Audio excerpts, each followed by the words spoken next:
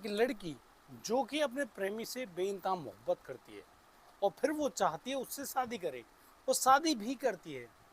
लेकिन शादी करने के बाद उसको मालूम चलता है कि जिस लड़के से वो इश्क कर रही थी, मोहब्बत कर रही थी, वही लड़का उसके लिए धोखेबाज साबित होगा।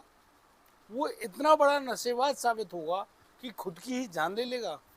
और वो लड़की जिसने अपने माता पिता की मजबूरी को अपना हथियार बनाया, उनकी बिना रजामंदी के शादी करी और आज विधवा हो गई। वो इतनी कम उम्र में विधवा हुई, उसके बारे में कोई सोचे तो वाकई में तकलीफ में आ जाए। आखिरकार उसने ऐसे क्या किया, क्या ऐसे कर्म उसके बिगड़ गए जो वो इतनी कम उम्र में ही विधवा हो गई? क्यों?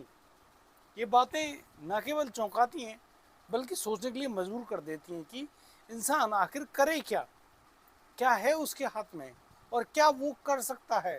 और यदि करने पर ही आए तो वो बहुत कुछ करना चाहता है, लेकिन वो करे क्या जब उसके सामने स्थिति ऐसी आ गई हो। दोस्तों, ये बातें जब होती है ना तो किसी को भी विचलित कर देने की ताकत रखती है। लेकिन जब इन बातों के पीछे की कहानी को जानने की कोशिश की जाती है, यानी कि जब उनके पूर्व जन्म में किए गए कर्मों को झांका जाता है, तब जाकर मालूम चलता है कि उसके साथ जो हो रहा है ना वो वाकई में बहुत बढ़िया हो रहा है। क्यों, कैसे? इसलिए इन बातों को जानने के लिए कुछ गहराई से जांचना पड़ता है। लेकिन हम इंसान, हमको पता नहीं कि 4 दिन पहले हमने शाम को खाने में क्या खाया था, हम उन सब बातों को भूल जाते हैं। तो फिर हम अपने पूर्व जन्म के किए गए कर्मों को कैसे याद रख सकते हैं, जो कि आज के समय में बहुत ज़्यादा सोचने पर 4 दिन का पता चलता है, लेकिन पूर्व जन्म का बिल्कुल मालूम नहीं चलता है।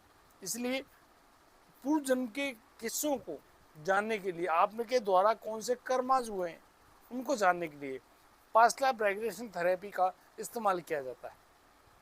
पास्ट लाइफ रेग्रेशन में हम जानते हैं कि ये जो पीछे के जो हमारे कर्म रहे हैं, जिनके लिए हमारा बहुत लंबा लंबा समय रहा है, हम कभी इंसान बने हैं, कभी कुछ और जीव भी बने हैं, लेकिन हमारे दिमाग में स्मृति होती है सिर्फ इंसानों की।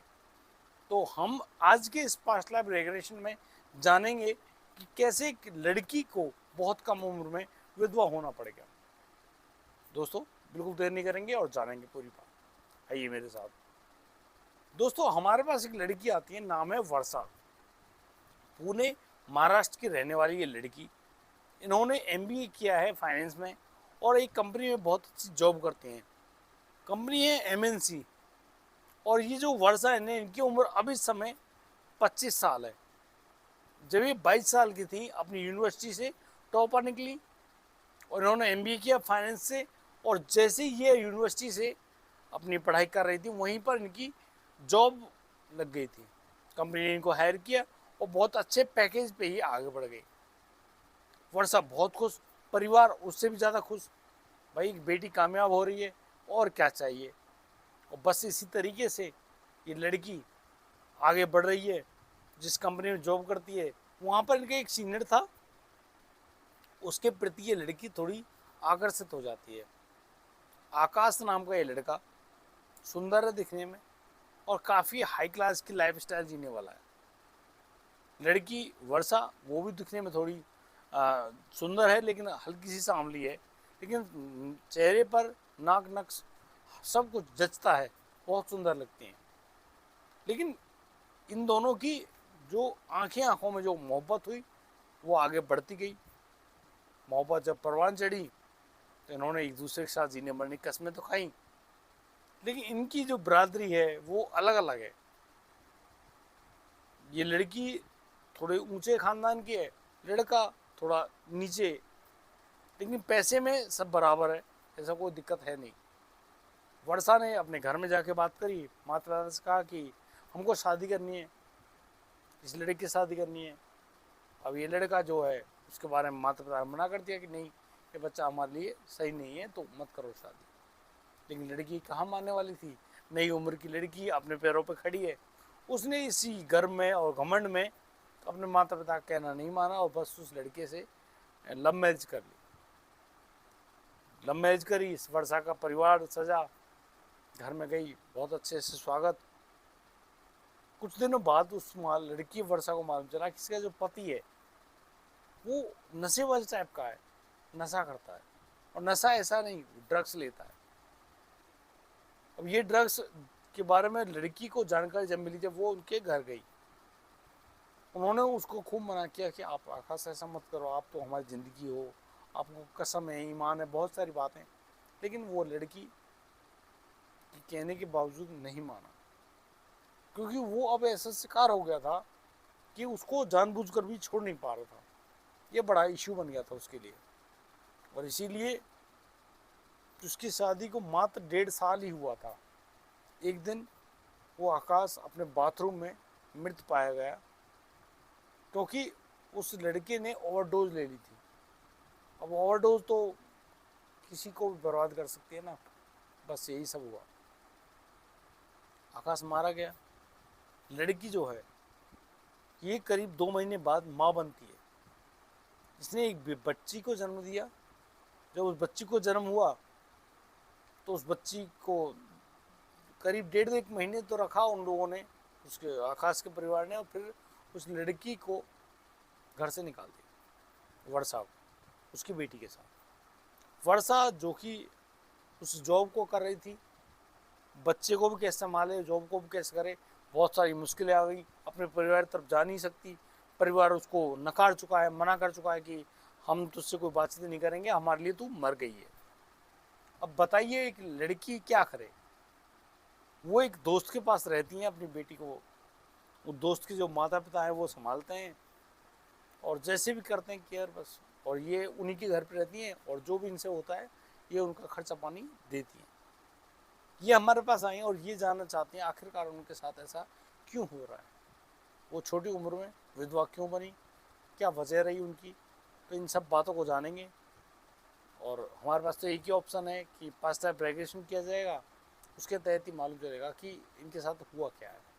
और रियल में जब इनको समून की गहरी निद्रा में जब उतारा गया तो इन्होंने अपने आप को देखा। इन्होंने कहा कि मैं, बहुत सारी भीड़ खड़ी है और मैं भीड़ के बीचों बीच खड़ा होकर छुप कर देख रहा हूँ कि ये लोग कहाँ पर जा रहे हैं।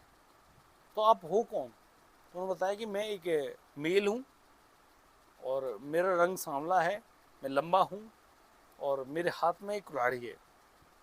तो आप छुपे कहाँ पर हो? उन्होंने बताया कि मैं पेड़ के ऊपर छुपा हुआ हूँ। और ये लोग कहाँ जा रहे हैं? उन्होंने बताया कि किसी गांव के खाली होने का अंदेशा जताया जा रहा है, लोग वहाँ से जा रहे हैं। किसी के पास कुछ है, किसी के पास कुछ है, किसी के पास गाड़ियाँ हैं, बैलगाड़ी टाइप की, इस तरह के लोग वहाँ से गुजर रहे हैं। तो आप करते क्या हो? तो उन्होंने बताया कि वो एक लुटेरे टाइप के व्यक्ति हैं, वो लोगों को लूटते हैं, लोगों को मौत के घाट उतार देते हैं, उनको मारते हैं, उनसे सारा जो धन पैसा जायदाद जो कुछ भी होती है, मतलब उनके पास एट प्रेजेंट में दौलत, सब कुछ लूट लेते हैं। ये तो बड़ा घिनौना काम है। अच्छा, ये समय कौन सा रहा होगा? तो वर्षा जी ने बताया कि ये समय लगभग 1936 का है। बहुत तेज़ धूप पड़ रही है और धूप में लोग एक गांव को खाली करके वहाँ से जा रहे हैं। और ये जो व्यक्ति है ये ताक में बैठा हुआ है कि कोई धनी मानी व्यक्ति इसको दिखे जिसके पास धन दौलत हो और वो उसको लूट ले। लेकिन अभी इनके पास ऐसा कुछ होता नहीं क्योंकि गांव बहुत सारा है। तो इनके, हमने लैब में उनसे कहा कि आप एक कुछ ऐसा पॉइंट देखिए क्योंकि आपके सामने एक ऐसा चित्र आएगा जो कि खास तरह का इम्पैक्ट डालेगा आपके। तो उन्होंने बताया कि एक डोली जा रही है।